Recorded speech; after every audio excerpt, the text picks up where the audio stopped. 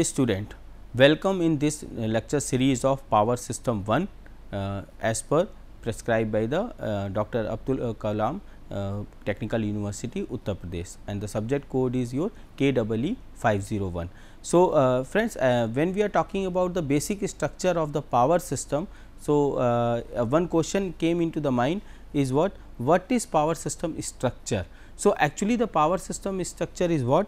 It is a combination of different component by which we can deliver the power to the consumer from the generating station. तो overall जो हमारा power system structure होता है, इसका पूरा purpose है कि जनरेटिंग स्टेशन से पावर को कंज्यूमर एंड के तक पहुंचाने का काम करना. सो that is the things behind that. So, if we are talking about the basic structure of power system, so in power system structure, every power system having a 3 major component. किसी भी power system structure के 3 major component होंगे. पहला generation यानी source of the power, ideally which is specified voltage and the frequency. तो generally इसको हम generating station को सोर्स ऑफ पावर भी बोलते हैं. इस स्टेशन का जो मेन पर्पज़ है वो है पावर को जनरेट करना. Bulk amount of the power will be generated here and then it will be delivered to the consumer through the different other segments. Now, the second part of the power system structure is your load station. So, load station is what? Load stations are basically the area or the section where the power will be consumed. So, वो area जहाँ पर consumer हैं, ये different type के consumer like residential consumer, industrial consumers or the your commercial consumers. So, ये पूरा section हमारा कहलाता है, that is known as a load station. And the third major part is known as a transmission system. So, transmission system is what? The purpose of transmission system is to interconnect the generating station to the load station. तो generating station को load center से जोड़ने के लिए हम क्या करते हैं, ट्रांसमिशन सिस्टम का यूज़ करते हैं. And the main objective of the transmission system is to deliver the bulk amount of the power from the generating station to the consumer side. So obviously apart from the your generation, load and transmission, there are some other components are also required to deliver the power to the consumer side. So, as shown in this picture, you can see here the part A is known as your power plant.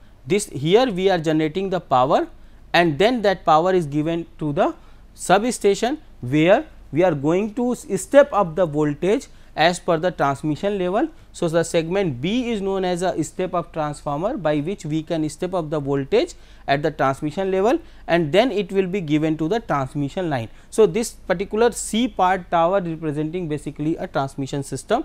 Then again this transmission power from the transmission system to the transmission substation where we connect the multiple distribution system as it is shown in a figure in form of segment number E. Now, the E is known as the distribution substation where we condition the power according to the consumer side. So, that is the overall thing related to your supply system, and this distribution system is again reduce the voltage level at the consumer level and deliver to the consumers. So, this is the overall picture related to your basic structure of the power system. Now, if we are talking about the major component of a power system, so here we are going to discuss, यहाँ पर हम discuss करेंगे कि कौन कौन से वो major component हैं जो पावर सिस्टम के अंदर यूज़ किए जाते हैं. So friends, the first major component is generator. So this picture representing generating station जहाँ पर एक लार्ज साइज का बल्क साइज का एक पावर स्टेशन रिप्रेजेंट हो रहा है. Second major component is known as a power transformer. So, as you know, the transformers is basically what? Transformer is basically means converts the voltage, either it will be step up by the transformer or it will be a step down by the transformers. So, transformer का main purpose क्या है कि generating station से जब हम consumer तक power deliver करते हैं तो during this transfer we require a multiple level of the voltages and that voltages we can achieve by the help of these transformers. So, power transformer आप कह सकते हो कि ये एक major component है. Second major then third major part of any power system network is what? That is a transmission lines. So, the picture depicted of a transmission line structure. Means here the conductors are there, transmission towers are there, and these are basically provide the connective medium in between the generation and the consumer. And then the next your major component is your sub station. तो जो सबसे बड़ा जो major part होता है वो sub station है. As you no कि जब हम पावर को डिलीवर करते हैं कंज्यूमर को, तो उसके लिए हमें पावर को प्रोसेस करना पड़ता है और कंडीशनिंग करनी पड़ती है, like a power signal processing and conditioning.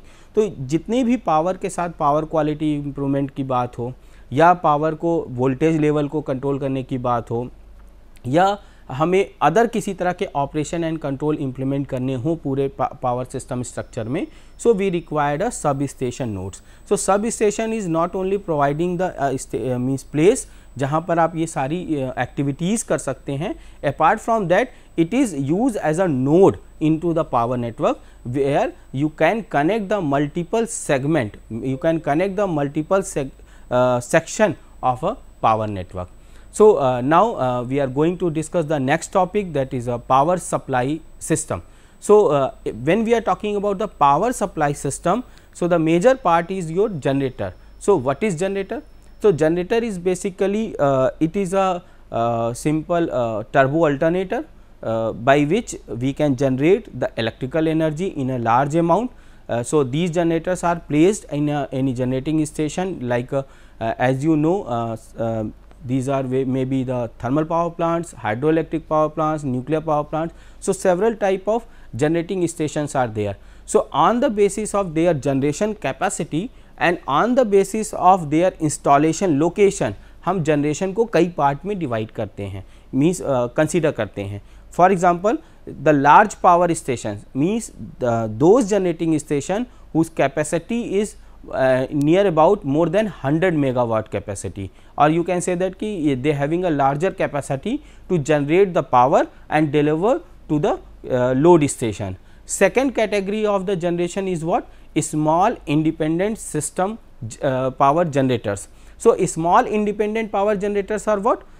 These are also known as the individual power producers. They are the independent from the grid operation, but they are connected with the grid, they are connected with the transmission system. So if it is required to give the power to the grid, or if it is required to collect the power from the grid, so they can exchange the power in between them. तो वो एक दूसरे के बीच में power को आपस में exchange कर सकते हैं. Now the third major part is small embedded generators, that is like nowadays we are talking about the solar power, wind power, small gas power plant, small hydroelectric power plant. So when we are talking about the small scale generating stations, those who are directly connected with a distribution network or as a distributed generation, तो उसको हम बोलेंगे small independent generator. सो आगे के topic में हम इसे थोड़ा सा और डिटेल में डिस्कस करेंगे. Now the second major part is your transmission system and tie lines. So first of all we should understand what is the transmission system. So transmission system is nothing else, it is a network of interconnection of different transmission line. As you know कि from the generating station to the consumer end, there are multiple transmission lines are required. So what is the purpose of these transmission line? The purpose of these transmission line is to connect the each and every segment.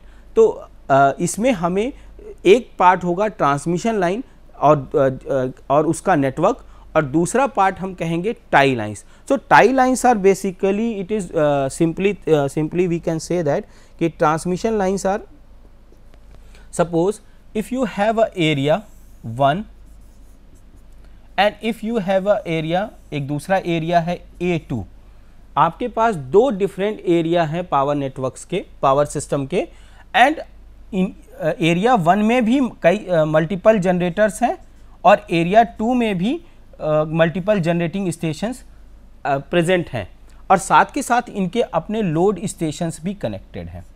So but and both the area are exchanging the power individually. यानी अगर हम बात करें area 1 या area 2 की, तो दोनों ही area आपस में पावर को अपनी पावर के ट्रांजैक्शन को इंडिविजुअली कर रहे हैं.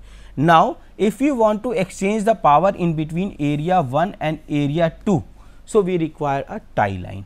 So, that is the basic concept of tie line, means tie line basically है क्या. So, tie lines are also a transmission line, but the only small difference between a general transmission line and your tie line is what?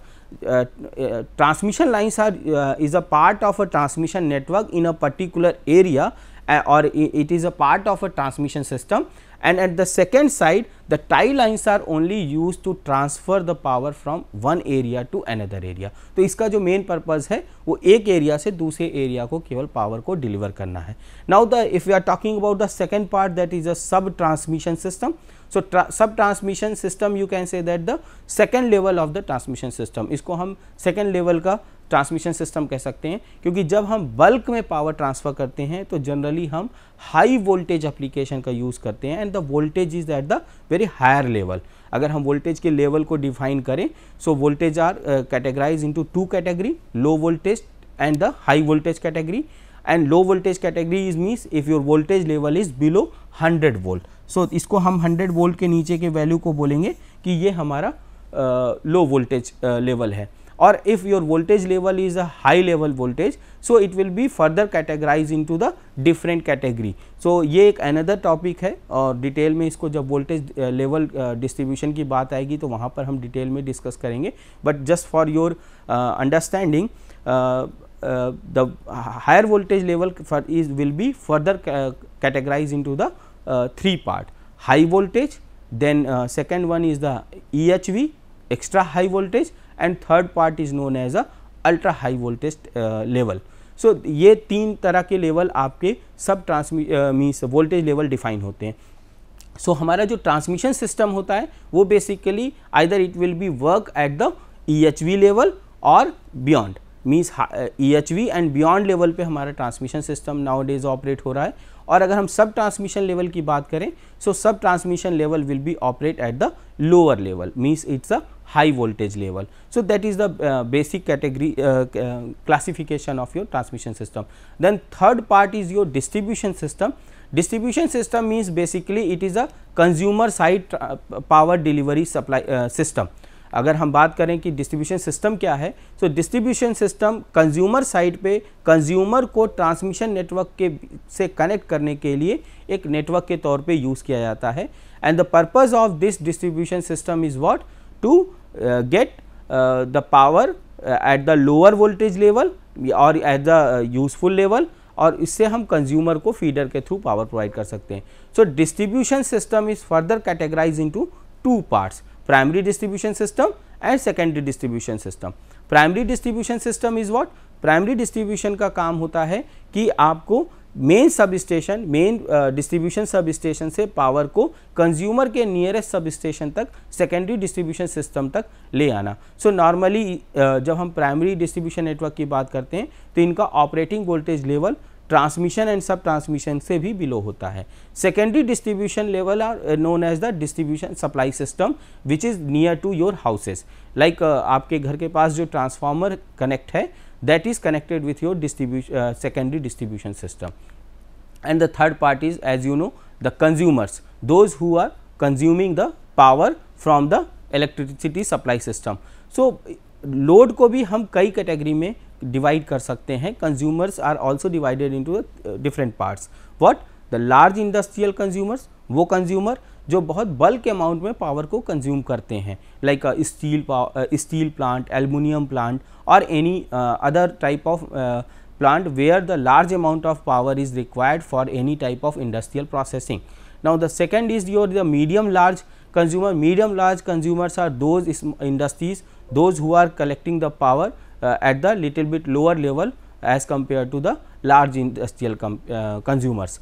And the third is your small consumers, all residential area, agricultural load, means your commercial load, small scale industrial loads and your municipal loads. These are connected with your called as a small consumer load. So these are the complete you can say there are different parts of any power supply system. Now the question, how we can integrate the generation with the transmission system, then transmission is connected with the distribution system, and then distribution system connected with the consumer. So the major part is your transformer. So transformer or those devices which are used at the each stages. जब भी हम एक segment को दूसरे segment के साथ interlink करेंगे तो वी रिक्वायर्ड ट्रांसफार्मर्स, हमें ट्रांसफार्मर्स की ज़रूरत पड़ेगी. क्यों ज़रूरत पड़ेगी? जैसा मैंने पहले कहा कि why the transformers are required. Transformers का जो मेन पर्पज़ है that is your to change the voltage level as per the requirement.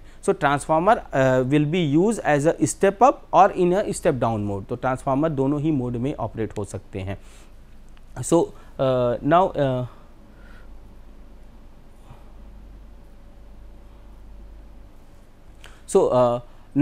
so this is the overall structure of a power transmission supply system, where you can see that a generating station is connected with a step up transformer at the topest one part, this one, and this transformer transfers the electricity to the transmission network at the higher voltage level, and as I told you, that is the EHV level. EHV level will be started from 132 kilovolt and above. So it will be more than 132 kilovolt. Now this transformer again the transmission system is connected with your transmission substation, where your higher voltage will be reduces at the sub transmission level and it will be given to the sub transmission segment, and sub transmission segment having a different type of a distribution substation. Means these sub transmission levels are connected with a distribution substation, and these distribution substation delivers the power to the different transformer which is near to the load station. And the purpose of these transformers are what, कि आपको जो usable level of voltage है, usable level of voltage क्या हो सकता है कि जैसे आप अगर सिंगल फेज सप्लाई सिस्टम की बात करें, so at your level that is 230 to 250 volt single phase supply is required at your level. But if you are talking about the industrial load, so we required to connect the loads with the 11 kV feeder, then again it will be reduces at the 400 volt 3 phase supply system. So that is the basic overview of the your supply system. Now one by one we will discuss the different components. So generation substation is what? Generation substation is a power plant or the generating station is an industrial location where electrical power is generated in a large scale. So as I already told you कि the generation station is what? Generation station वो जगह है जहाँ पर आप large amount में electrical power को generate करते हैं. Second, power plant contained one or more electrical generators. जो power plant है वहाँ पर एक ही जनरेटर नहीं हो सकता है, may be the several number of generators, that is known as the multiple number of unit which is present at a generating station. So इनका ओवरऑल पर्पस क्या है कि it is a machine, these generators are basically machine which converts the mechanical energy into the electrical energy. So basically these are the simple AC machines, or you can say the AC generators. Now the electric generators used in power plant to produce AC electric power and particularly called the alternators. So normally जो generator हमारे AC power generate करते हैं उनको हम क्या बोलते हैं? उनको हम अल्टरनेटर बोलते हैं टेक्निकल टर्म में. Now the most of the power stations use fossil fuels such as coal, oil and natural gas to generate the electricity. Obviously for generating the electricity from the generator you require what? A prime mover. आपको generator को rotate कराने के लिए prime mover चाहिए. Prime mover किससे चलेगा? It require the mechanical energy. So how you can give the mechanical energy? So obviously you required any kind of engine kind of mechanism. जैसा आपने आसपास में देखा होगा कि you have a combustion engine based some system is there and that engine will operate a generator and you will get the electric power. तो इसी type का पावर स्टेशंस में भी क्या होगा? लार्ज स्केल पे टरबाइंस होंगी. वो टरबाइन क्या करती हैं? जो हमारी फ्यूल एनर्जी है, may B it's fuel in a form of oil, gas और द सॉलिड लाइक अ कोल, कुछ भी हो सकता है. सो it will B convert the means आप इस पूरी जो फ्यूल एनर्जी है इसको कन्वर्ट कर देते हैं in form of a mechanical energy through these turbines. तो एक पूरा एक सिस्टम, एक मैकेनिज्म होता है, and we will discuss in the next lectures कि how we can convert the fuel energy in like in terms of mechanical energy, then mechanical energy will be converted in a electrical energy. So generally हमारे जितने भी power stations होते हैं वो आपके कोल, oil और natural gas पे operate होते हैं. Now if we are talking about the next part, that is there are other sources too, such as nuclear power, hydro power and renewable energy sources. अगर हम फॉसिल फ्यूल को छोड़ दें, fossil fuels या फिर कोल, gas या जो भी गैस या फिर आपके ऑयल जो प्रेजेंट हैं, अगर इनको हम हटा के अगर बात करें तो इसके अलावा और भी हमारे पास सोर्सेज हैं which will be known as like a nuclear power, hydro power and renewable energy sources जो कि नेचर में अवेलेबल हैं. So now the days the people are talking about the these kind of sources also. तो हम यहाँ पर इस particular unit में इन्हीं सारे सोर्सेस को और उनका how we can convert these energy sources in a form of electrical energy, हम इस टॉपिक पे पूरा अपना फोकस रखेंगे. Now the next one is your transmission system. So transmission is you can say that it is like a interstate highway और electricity delivery. जो आपका transmission system है इसको आप एक स्टेट हाईवे की तरह से देख सकते हैं कि जैसे स्टेट हाईवे ट्रांसपोर्टेशन के कहाँ पर यूज़ होता है, एक प्लेस से दूसरे प्लेस को गुड्स को ट्रांसफ़र करने के लिए आप एक मीडिया की तरह यूज़ करते हैं, मीडियम की तरह यूज़ करते हैं. Similarly the transmission system is what, it is a like a interstate highway for the electricity, जो इलेक्ट्रिसिटी के लिए एक हाईवे का काम करता है. Then it refers to a part of electricity delivered that moves bulk electricity from the generation site over the long distance to the station closer to the area of the demand or the electricity. यानी इसका जो main purpose है वो bulk power को आपके जो load station है, यानी जो मेगा सिटीज़ हैं, बड़ी सिटीज़ हैं या एक रीजन है जहाँ पर पावर की कंज्यूम रिक्वायरमेंट है, वहाँ तक इसको पहुँचाना है या डिलीवर करना है. Then transmission line transfer large amount of the power at the high voltage level. और जो transmission system as already stated कि it is operating at the higher voltage level and that voltage level is above 132 kilovolt. Now the sub transmission system is what? Sub transmission systems are those circuits that supply the electrical power to the distribution substation. Several different substation system can supply the distribution sub station. तो सब transmission level क्या होता है कि आपका जो main transmission line है वो बल्क अमाउंट में पावर को कैरी कर रहा है. Now it will be distributed in a different area. अगर हम बात करें एक ट्रांसमिशन लाइन है और ये लाइन हम क्या कर रहे हैं, कई डिफरेंट एरिया को कनेक्ट करने के लिए यूज़ कर रहे हैं. So suppose these are the different town areas and the society.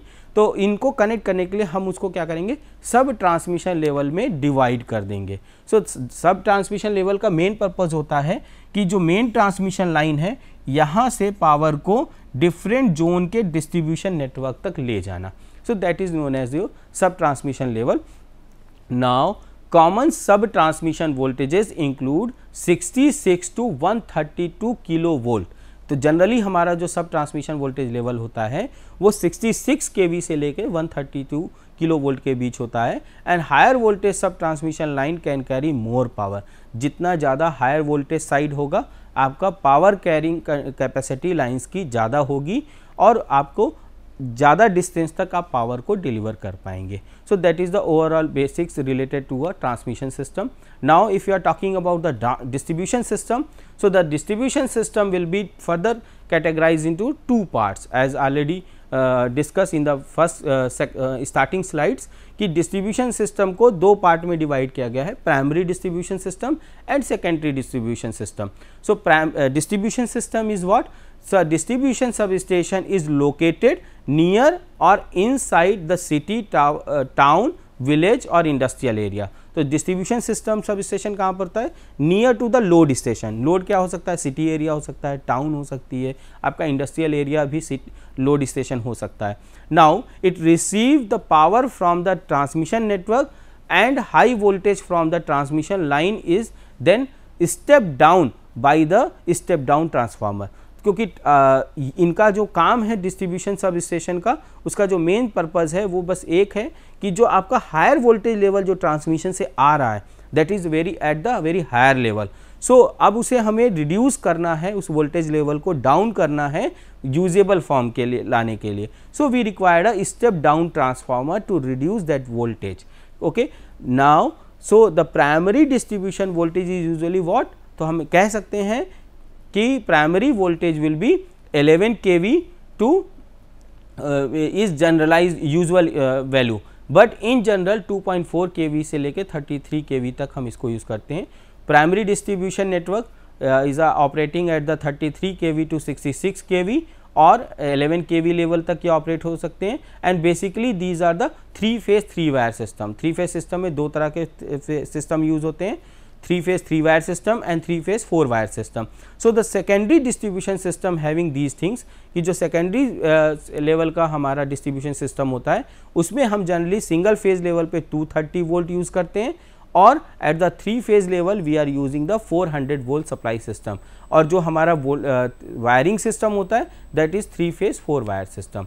Now this is the overall schematic diagram of a power supply system. As you can see here, at the toppest one part is the large generator, thermal hydro nuclear plant सारे यहाँ पर होंगे। now it will be step down transformer से हमने voltage को step up transformer से हमने voltage को इंक्रीज किया और ट्रांसमिशन लेवल तक ले आए। अब ट्रांसमिशन लाइन के दो काम हैं, either it will be deliver the power to the distribution network or it will be giving the power to the any other area. So this transmission line delivers the power to the sub transmission level 132 kV to 66 kV, or again it will be step down at the primary distribution level. Primary distribution level is what? It delivers the power to the different kind of consumers through the primary level distribution network, and then again it is connected to the secondary level distribution network, and tie lines are for the different next area. So that is the just a basic schematic arrangement of a entire power supply system. Okay, so friend, now I am going to discuss कि आज हम लोगों ने क्या क्या discussion किया और क्या क्या जाना और क्या उससे हमें क्या क्या फाइंडिंग्स मिली जो हमें आगे के लेक्चर्स के लिए समझने के लिए ज़रूरी होंगे। तो हम लोगों ने स्टार्टिंग में पहले देखा कि एक बेसिक स्ट्रक्चर क्या है पावर सिस्टम का, उसके मेजर कंपोनेंट क्या क्या हैं, like generator, transmission system and your load side. Now generation means what are the major component of any generating station, what are the type of generating station. हमने कहा large station generators होते हैं, medium generators होते हैं, then we have to set that कि no embedded generators भी होते हैं। उसके बाद हमने कहा कि transmission system is further categorize into the 2 part, one is your transmission system and second is known as a sub transmission system. तो जो मेन ट्रांसमिशन सिस्टम है उसका काम है पावर को सब ट्रांसमिशन सिस्टम तक ले जाना, और सब ट्रांसमिशन सिस्टम उसको डिस्ट्रीब्यूट करता है डिफरेंट एरिया में।